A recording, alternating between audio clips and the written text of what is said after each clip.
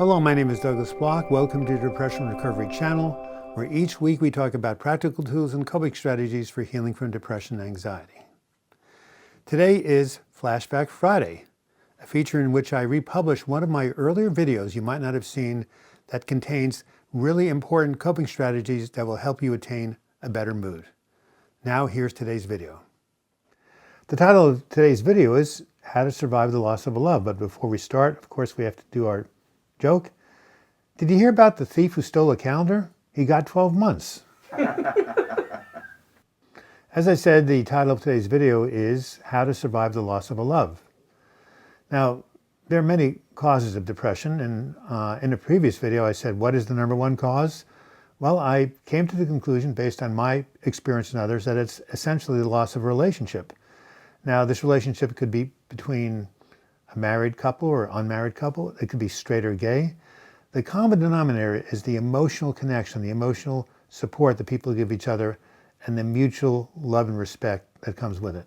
After all, human beings are social animals, and relationships take on a very important role in our well-being.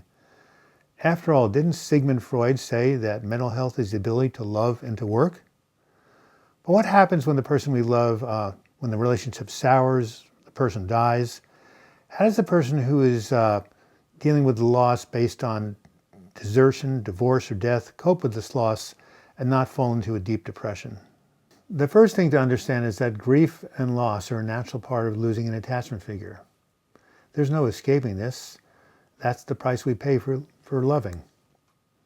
However, while we cannot avoid the pain, we can practice good self-care while we are going through the grieving process. And I have some ideas about this I'd like to share with you. Practicing good self-care begins, of course, with taking care of your physical body the best you can. This means exercise, eating well, drinking lots of fluids, and getting regular sleep. It also really helps to have a regular routine.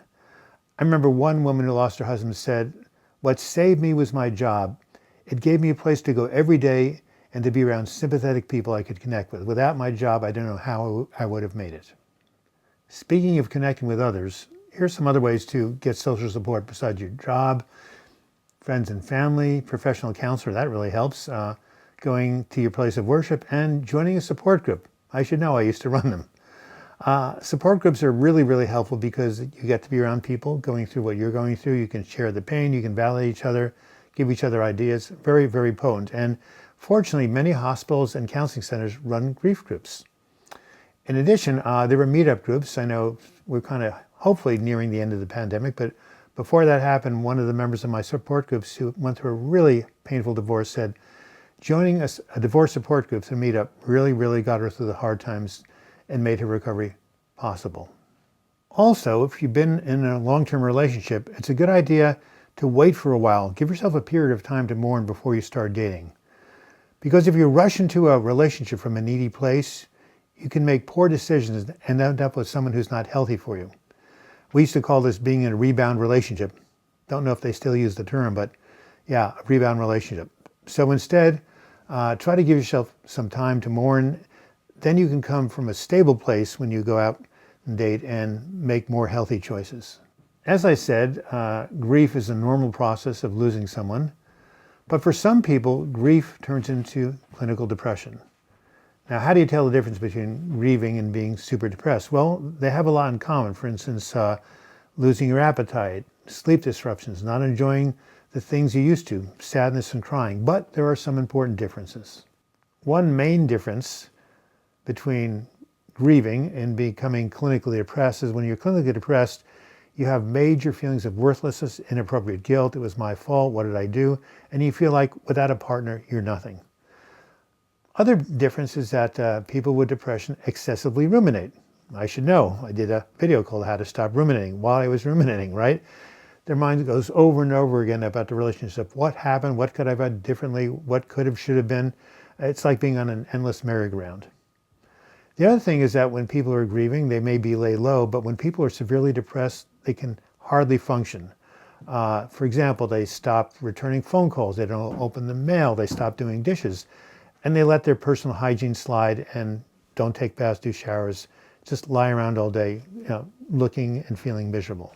Finally, again, while people who have undergone a loss are incredibly sad and really bad for many, many years. When a person gets clinically depressed, they feel hopeless, totally hopeless, and suicidal.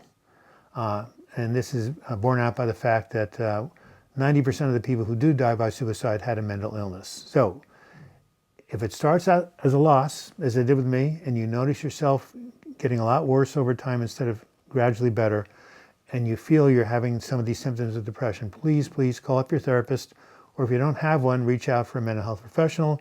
I think I have a video about that, but you can always go to Psychology Today, find a therapist website. It's wonderful. Type in your zip code. A lot of good people will come up in your area because depression can be treated. Finally, it's important to remember that, quote, "this too shall pass," and that time is the great healer.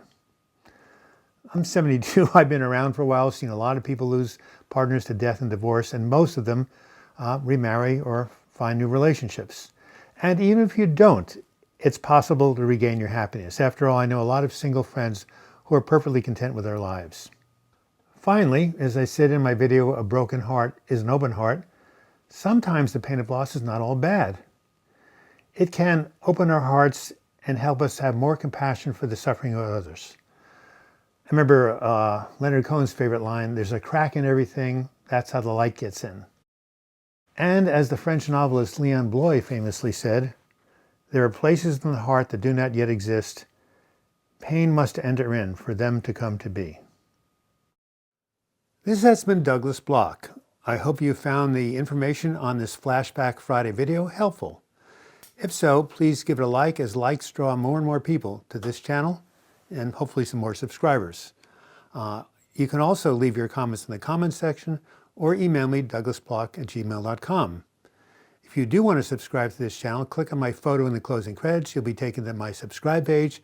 And if you click on the bell to the right, you'll be notified every time I do a new video or live chat. And if you want to contribute to this channel and become a patron, simply click on the Patreon image. You'll be taken to my crowdfunding site. And until next video, I wish you the best in your mental health recovery. Thank you so much.